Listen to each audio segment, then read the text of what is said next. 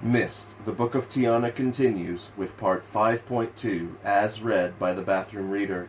I am covering for the Plurality Report, who is holding a candlelight vigil for the 2,977 innocent victims of September 11th, 2001.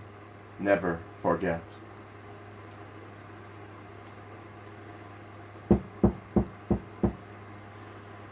Anna sat up in bed, a huge pile of pillows at her back, cradling the newborn, a serene smile forged out of tenderness and exaltation after a difficult 20-hour labor on her unusually pale face. On a chair to one side, Tessera sat forward, her fingers laced together on one knee, her features set in a permanent grin of delight as she studied her grandson. He was small, much smaller than Atris had been at birth, but sturdy, and the midwife said he was a healthy child. They were on Koa, and it was spring on the island. The scent of blossoms was on the air, and birdsong filled the morning's sunlit silence.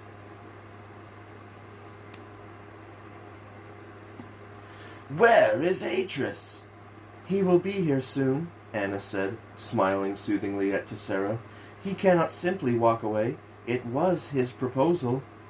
"Even so?" Tessera stopped, a grin breaching her face. "Atris, so there you are. What took you?"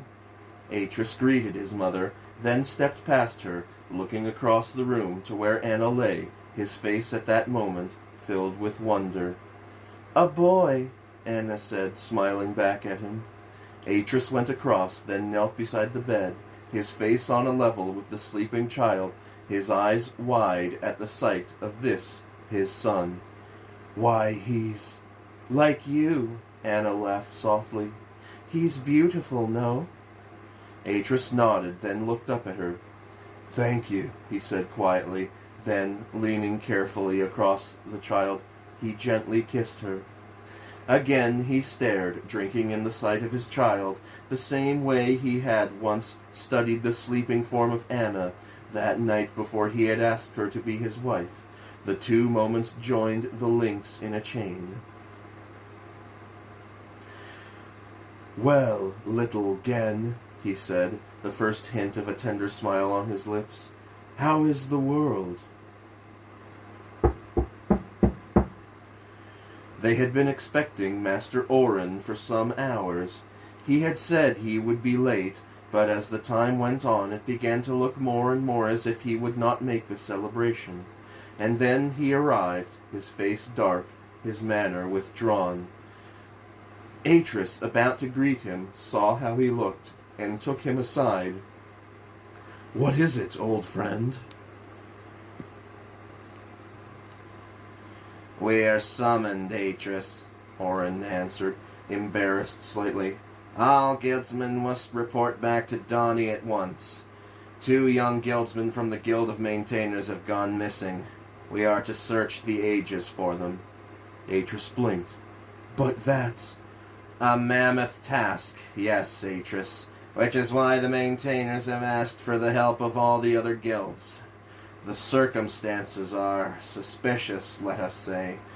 They were investigating something important. What it was, we do not know. But Grandmaster Jadaris is concerned enough to think that they may have been kidnapped, even killed." The news stunned Atris. "All right," he said. "Come in and greet my family a moment, Oren. I, meanwhile, will gather up our friends and tell them the news. Then we shall go." Oren nodded. For a moment he gently held Atris's arm. "I am sorry to be the bearer of such ill news on so joyous an occasion. I hear you have a son." A brief smile appeared on Atris's features once more. "Come see him, Oren. His name is Gen, and he shall be a great guildsman one day." An hour later, Atris stood before Master Jadaris himself.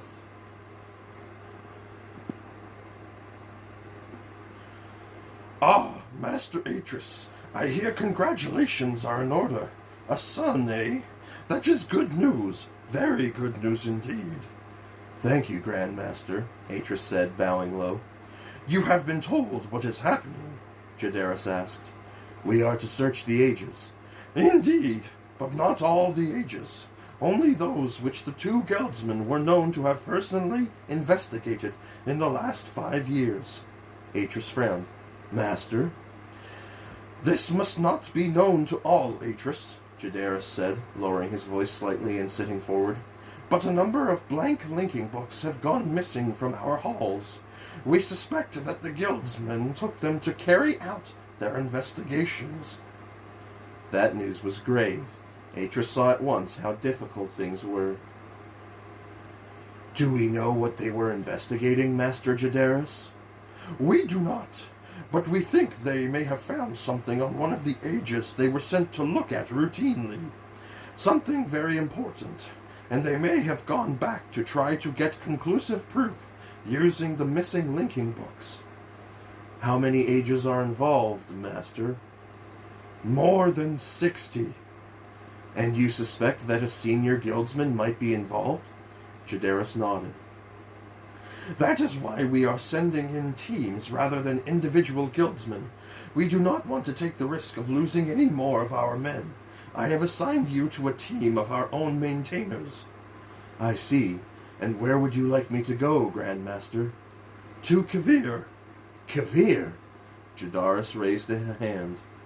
Before you object, Lord Ricardi himself asked for you, Atris.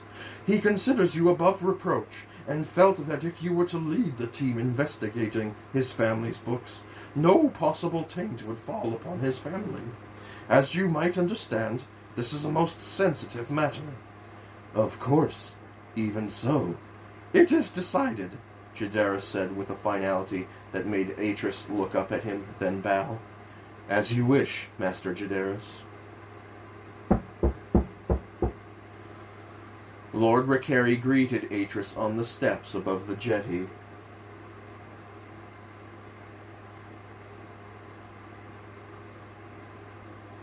Behind the old man, the great spiral rock of Kavir blotted out all else. It was early, and the light in the great cavern was dim, but across the lake Donnie glowed like the embers of a fire. Atris, I am glad you came, and well done. I hear you have a son. Atris took the old man's hands in his own and smiled. Thank you, Lord Ricardi. The boy's name is Gen. Ricardi returned his smile, squeezing his hands before he relinquished them. It is a good name. He whom he is named after, his father's father's father, was a great man, or would have been if time had been kind to him. But come, let us go through. This is a difficult business, yet it must be done. So let us do it with some dignity. Atris nodded, walking beside the old man as they went inside. The other guildsmen, 6 young maintainers, and 1 master of the guild, followed behind. The great mansion was still and silent. After the laughter of the party on Koa, this seemed a somber, joyless place.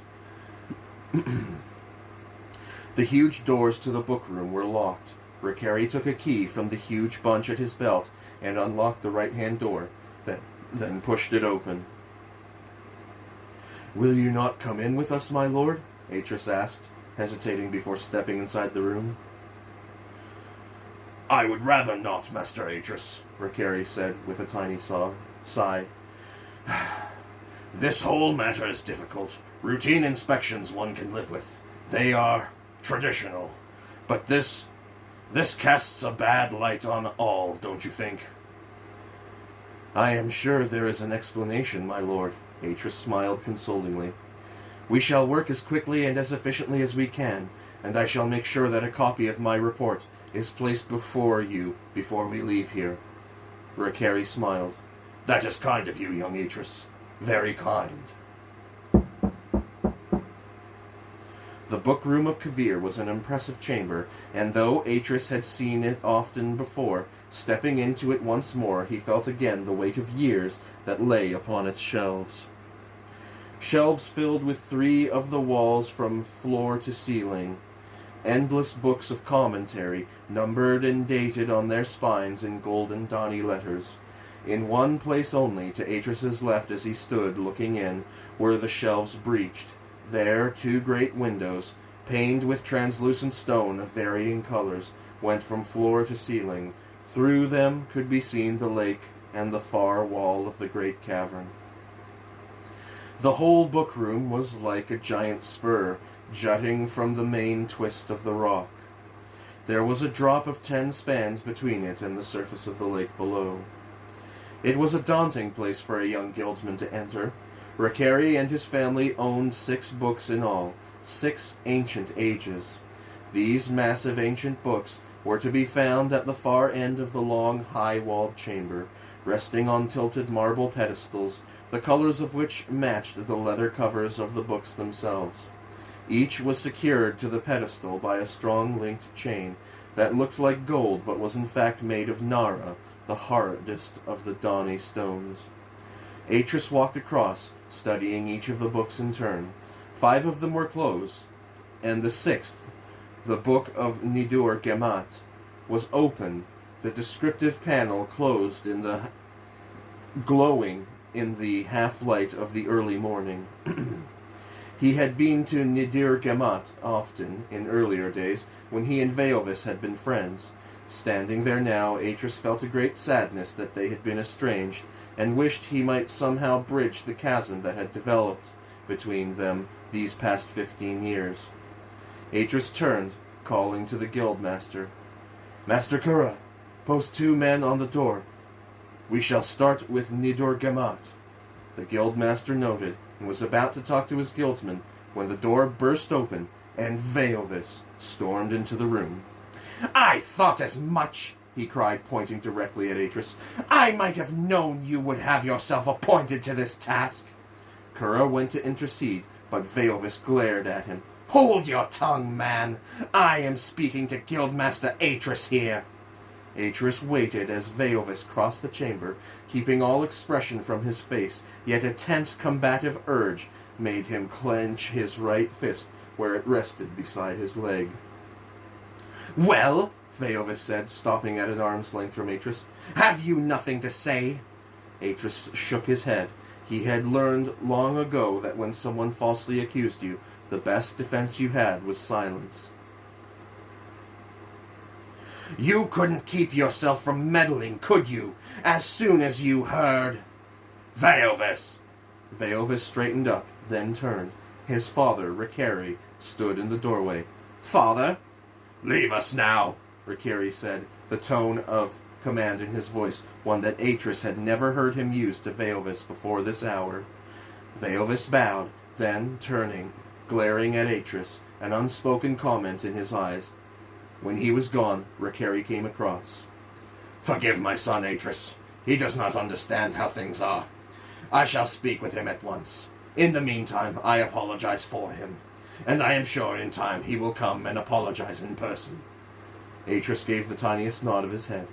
"Thank you, Lord Rickeri, but that will not be necessary. Things are bad enough between us. Your apology is quite enough." Rickeri smiled and gently nodded. "You are wise as well as kind, Atris.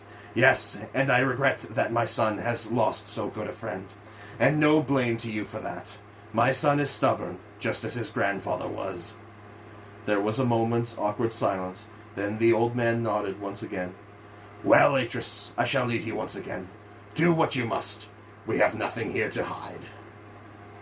Atris bowed his head. "My lord." A month passed with no word or sign of the 2 missing guildsmen. Slowly the great sweep of the 60 ages came to a close. 2 days after the departure of Atris and the maintainer team from Kavir, Veovis sat on the veranda at the top of the island, reading his father's copy of the report. Turning the final page, he read the concluding remarks, then set the report down on the low table at his side, and sat back, staring thoughtfully into the distance. Swarnir, seated just across from him, studied his friend a moment, then, "Well, what does our friend Atris say?" Veovis was silent a moment, then he turned his head and looked at Swarnir. "He was most thorough, but also fair, scrupulously so. I may have misjudged him. You think so? Personally, I think he feels nothing but animosity towards you, Veovis. Maybe so, but there is nothing in the report. In the official report, maybe. Veovis narrowed his eyes. What do you mean? I mean that what is written down for all to see is not always what is said in private. What if Master Atris gave another separate report to the Five? Then my father would have heard of such, and he in turn would have told me. Or to Lord Rahira alone. Veovis looked down, then shook his head. No, he said, but the word lacked certainty. What if he found something? Found? What could he find? Oh, I don't mean found as in really found. Yet he might say he found something. And the maintainers? Swarnir gave an ironic smile. They could be fooled easily enough. They were, after all, but apprentice guildsmen. The thought of it clearly disturbed Veovis. Nonetheless, he shook his head once more. Atris does not like me, but that does not make him a cheat, nor a slanderer. Who knows what makes a man do certain things? You hurt him badly when you opposed his marriage to the outsider. It is not the kind of thing a man forgets easily, and it is a more than adequate motive to wish to seek revenge. Veovis looked down, his whole expression dark and brooding. Finally, he raised his head again. No, I cannot believe it of him. Swarnir leaned forward, speaking conspiratorially now. Maybe not, but there is a way we could be certain. Certain? How? I have a friend. He hears things, from servants and the like. If something secretive is going on, he will have heard of it. This friend of yours, who is he? Swarnir smiled and sat back. You know his name. Garrus. Veovis laughed dismissively, then shook his head. You ask me to take his word? You do not have to believe anything he says, Swarnir answered. But what harm will it do to listen? You might learn something to your benefit. And what does he want out of this? Swarnir looked surprised at the suggestion. Why, nothing. Nothing at all. The man owes me a favor. Besides, I think you will enjoy meeting him. Yes, and he, you. You are both strong, intelligent men. I would enjoy watching you lock horns. Veovis stared at his friend. Then, with a grudging shrug of his shoulders, he said, All right. Arrange a meeting, but no word of this must get out. If anyone should witness our meeting. Swarnir smiled, then stood, giving a little bow to his friend. Don't worry, Veovis. I know the very place.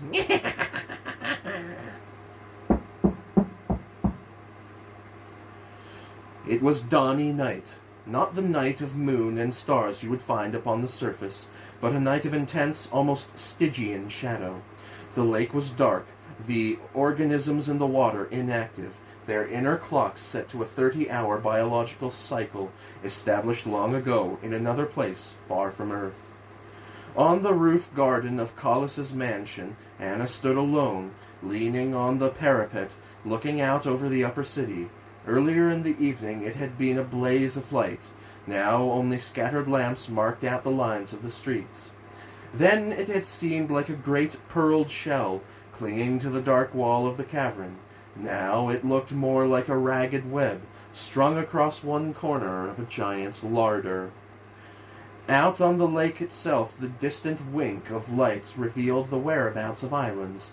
Somewhere out there, on one of those islands, was Atris, or at least he would have been, were he in Donny at all. Anna sighed, missing him intensely, then turned, hearing the child's cries start up again in the nursery below where she stood. For a moment she closed her eyes, tempted to leave things to the nurse. Then, steeling herself against the sound, she went across and, bending down, lifted the wooden hatch that was set into the floor. Slipping inside, she went down the narrow stairs and out into the corridor that ran the length of the top of the house.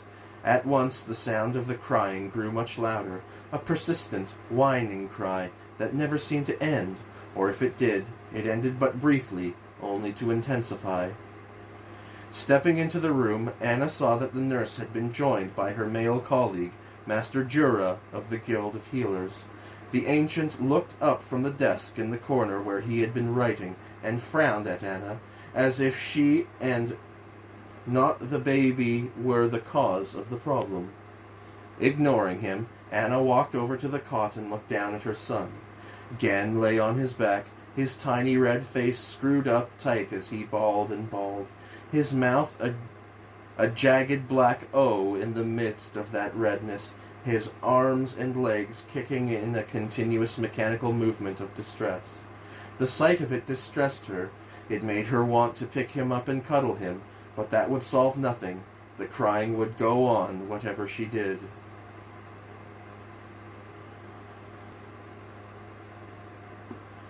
"Well," the healer said after a moment, consulting his notes, "I would say that the matter is a simple one." Anna saw how he looked at her, his manner cold and unsympathetic, and felt her stomach tighten. "The child's problems stem from its stomach," the healer continued. "He cries because he is not receiving adequate sustenance, and because he is in pain." "In pain?" The healer nodded, then looked to his notes again.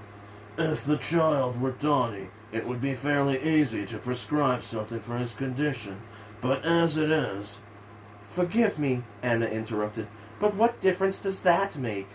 Master Jura blinked, surprised. When he spoke again, there was a note of impatience in his voice. "Is it not self-evident? The child is unnatural, a hybrid. He is neither Donnie nor human, but some curious mixture of the two, and therein lie his problems. Why, it is astonishing that he is even viable." Anna felt the shock of what he had said wash through her. How dare he talk of her son as if he were some strange experiment? She looked down at the bawling child, then back at the old healer. "Have you tested him, Master Jura?" The old man laughed dismissively. "I do not have to test him. As I said, it is self-evident. One cannot mix human and Donnie blood. To be perfectly honest with you, the child would be better off dead." Anna stared at him, her anger rising. Then, with a calmness she did not feel, she spoke. "Get out." The old man had gone back to his notes. At her words he looked up, glancing first at the nurse, to see if it were she whom Anna had addressed, and then at Anna herself. "Yes," Anna said, her face hard now. "You, old man, you heard me. Get out before I throw you out." "Why, Get out!" she shouted, focusing her anger on the old man. "How dare you come into my house and tell me that my son would be better off dead? How dare you?" Master Jura bristled, then, closing up his notes, he slipped them into his case and stood. "I will not stay where I am not wanted." "Good," Anna said, wanting to strike the man for his impertinence. "And you," she said, turning on the nurse, "pack your things and go. I have no further use for you."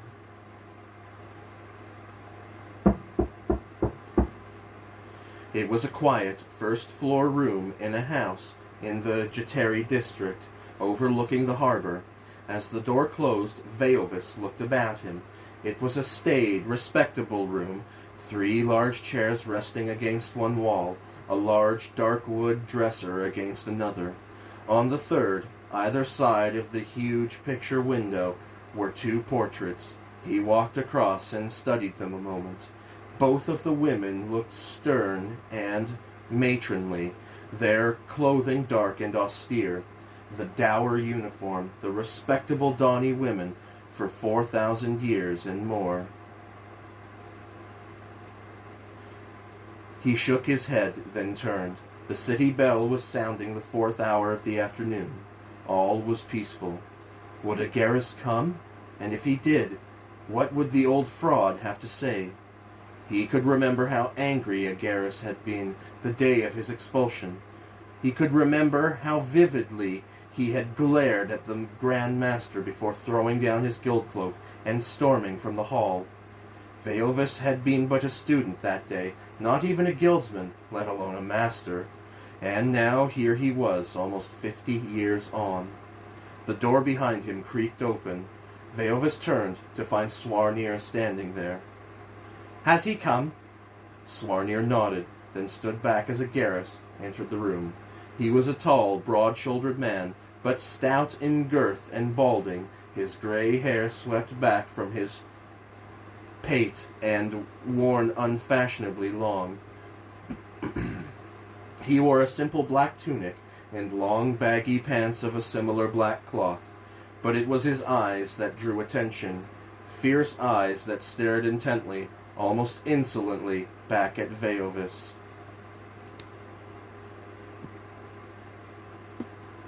"My lord," Agaris said, the slightest sneer in the greeting.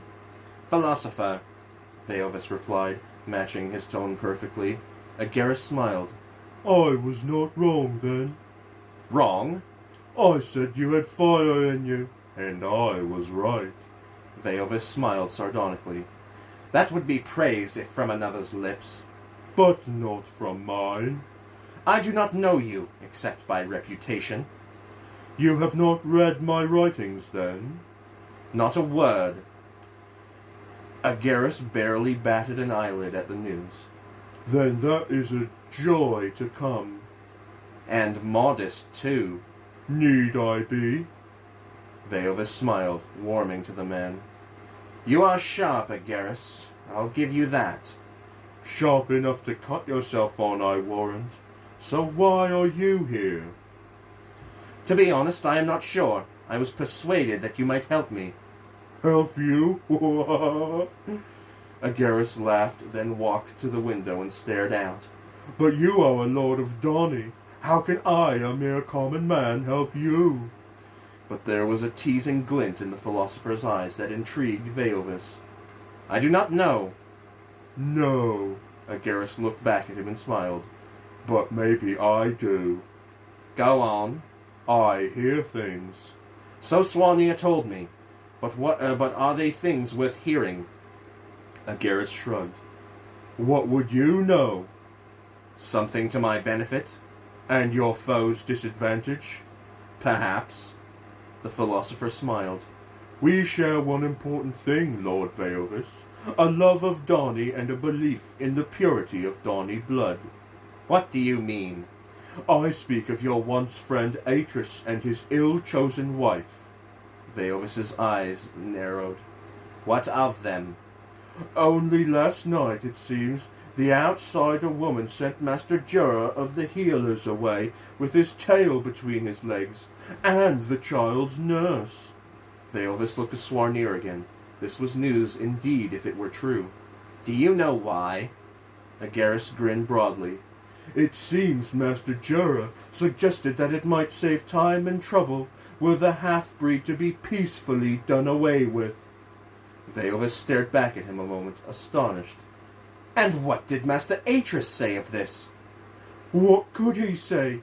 He is away, but he will know soon enough when he is back." "It is a shame." "Indeed," Agaris agreed. "Such a union should never have been allowed." "I did all I could to prevent it." "I know."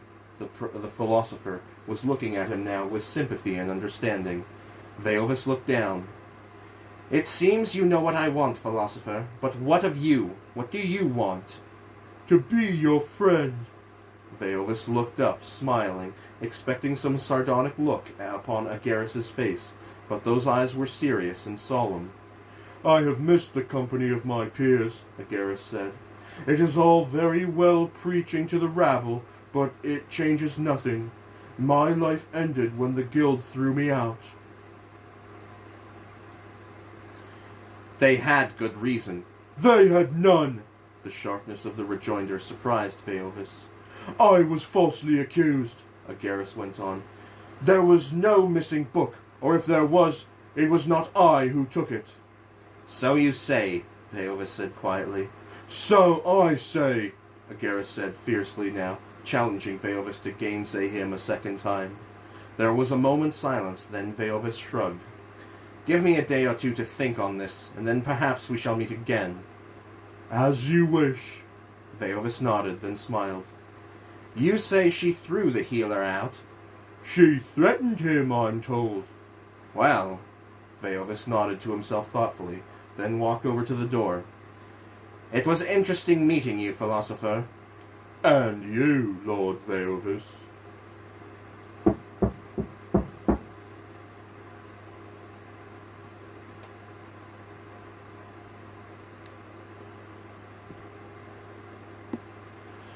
Darkness was rising from the lake as Agaris climbed the back stairs of the lodging house where, for the past 50 years, he had stayed.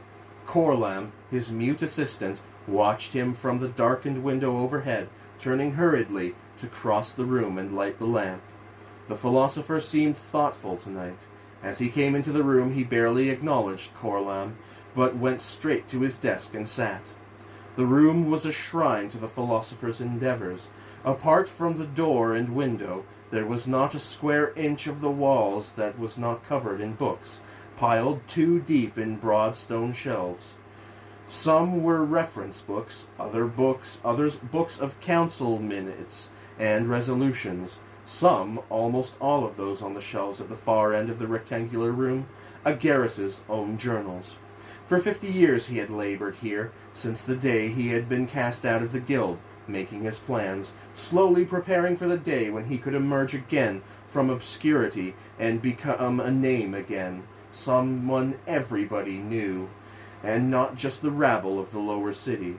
All this Corlam knew intimately, for having adopted him as a child, an orphan of the lower alleys.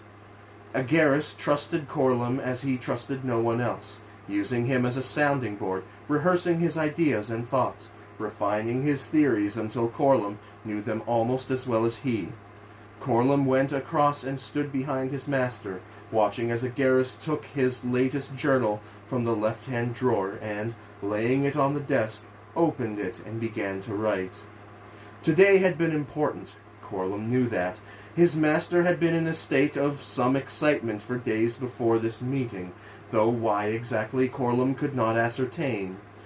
Lord Veovis was, he knew, an important man, but why his master should desire to meet him only Agaris himself knew, for he had said nothing on this score to Corlam.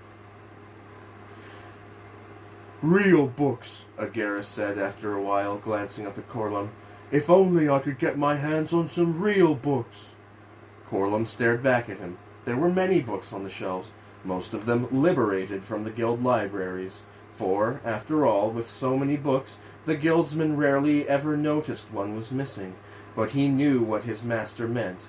He was talking about Cortania, blank Donny books, the kind one used to link to the ages.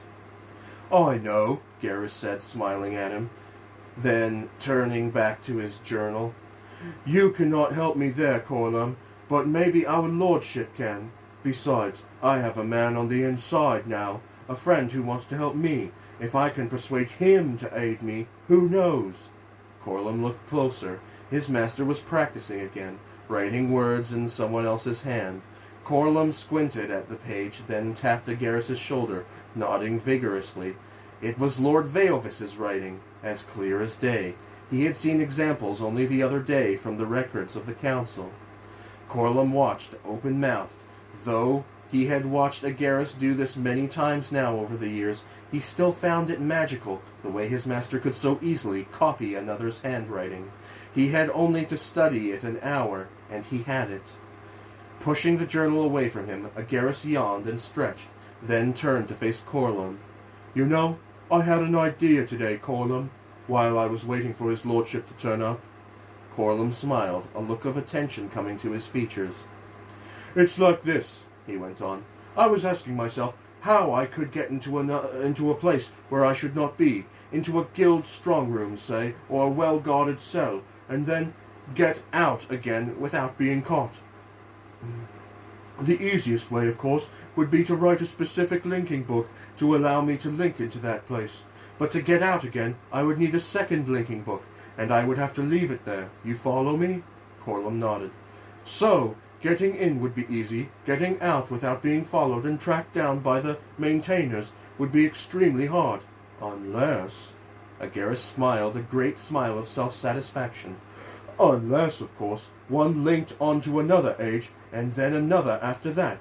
In fact, one might take 3 separate linking books into the cell with one, just to confuse things. But it would be no good having the second and third linking books at the place where one linked to each time. That would be no good at all. No, one would need to hide the book a good hour's walk from where one linked to, so that anyone following you would have to search a wide area in order to find that second book. Indeed, one could have 3 or 4 such books, only one of which you would use, and when one linked the second time, again you would have an hour's walk to get to the next linking book. That way no one could follow you. At least not quickly, and maybe not at all. A little preparation, 2 hours walking, and one would be safe." For a moment, Agaris's eyes glowed, then he looked down. "Of course, one would need a masterful writer to create ages at will, and, say, a mole inside with access to places such as cells, for example."